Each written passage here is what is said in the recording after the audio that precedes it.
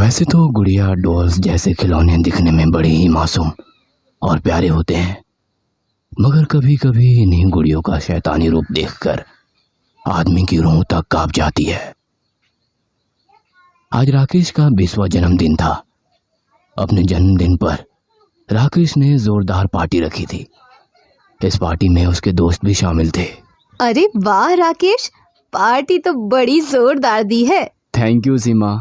अरे ये राहुल और अजय कहाँ रह गए? पता नहीं, मैंने घर से निकलते वक्त उन्हें कॉल तो किया था पर दोनों ने मेरा कॉल नहीं पिक किया।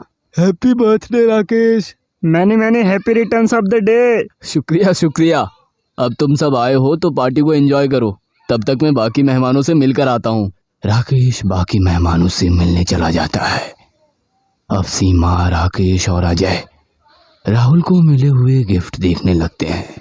अरे वाह, राकेश को तो बर्थडे पर बहुत सारे गिफ्ट मिले होंगे।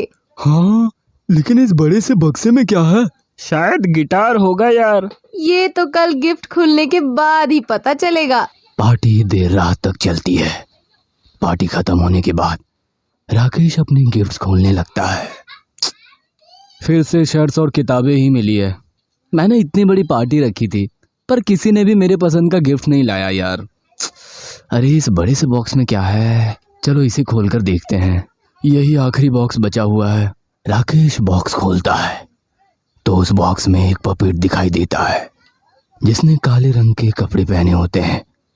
पपेट एक लड़की की गुड़िया होती है जिसे पुराने जमाने में नाटक या मनोरंजन के लिए इस्तेमाल किया जाता था।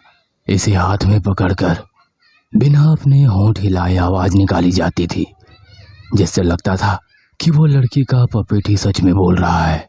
पपेट? बचपन में मैं पपेट का शो देखना पसंद करता था, पर अभी तो पपेट शो बंद हो चुके हैं। फिर ये पपेट किसने गिफ्ट किया होगा? राकेश उस पपेट को अपने बेड पर रखता है और कुछ काम से कमरे के बाहर जाता है। तभी वहां घर की नौकरानी साफ सफाई करने के लिए आती है। नौकरानी आईने के पास जाती है और आईना साफ करने लगती है। तभी वो आईने में पपेट को देखती है। अचानक पपेट की आंखें लाल होती है और वो नौकरानी की तरफ देखता है। इससे नौकरानी काफी डर जाती है। वो कमरे के बाहर जाने की कोशिश करती है। तभी कमरे का दरवाजा बंद हो जाता है। ये दरवाजा किसने बंद किया? कोई है, मुझे बचाओ। तभी उसे पीछे किसी के होने का एहसास होता है। जैसे ही वो पीछे देखती है, कुछ देर बाद राकेश अपने कमरे में आता है। वो देखता है कि उसके बेड पर कोई सफेद चादर ओढ़ के सोया हुआ है।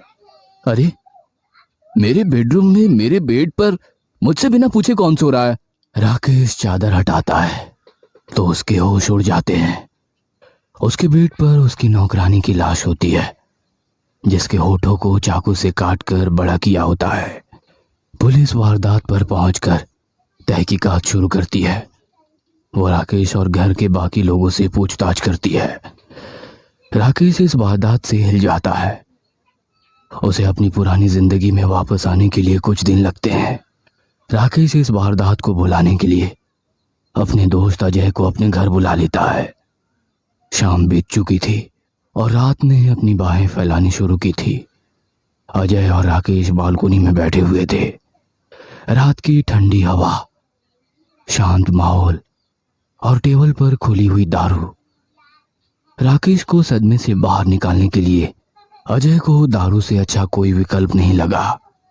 अब दोनों ने दारू पीना शुरू किया। माहौल को बरकरार रखने के लिए अजय ने बचपन के किस्सों का सहारा लिया। खूबसूरत माहौल, साथ में बैठा हुआ दोस्त और उसमें दारू के 2 घूंट। इससे राकेश अब सदमे से बाहर आने लगा। अब वो भी अजय के बचपन के किस्से में खोने लगा। दोनों की महफिल खूब चली। अब उन्हें तीसरे दोस्त राहुल की कमी महसूस होने लगी। काश राहुल भी हमारे साथ यहाँ होता। हाँ, मैंने राहुल को निकलते वक्त कॉल किया था पर उसने जवाब ही नहीं दिया। एक काम करो, तुम उसे कॉल करो और अभी यहाँ बुला लो। तब तक मैं फ्रिज से बर्फ लेके आता हूँ। हाँ ठीक है। राकेश फ्रिज में से बर्फ लेने जाता है। बर्फ लेके वो वापस आता है तो देखता है कि अजय वहां नहीं है। अजय, अजय, अरे ये अजय कहाँ चला गया? राकेश उसे ढूंढते हुए हॉल में आता है। तभी वो देखता है कि कुर्सी पर कोई बैठा है जिसने सफेद रंग की चादर ओढ़ी हुई है। अजय, क्या ये तुम हो? देखो मजाक मत करो। अजय, ऐसा कहकर राकेश चादर हटाता है।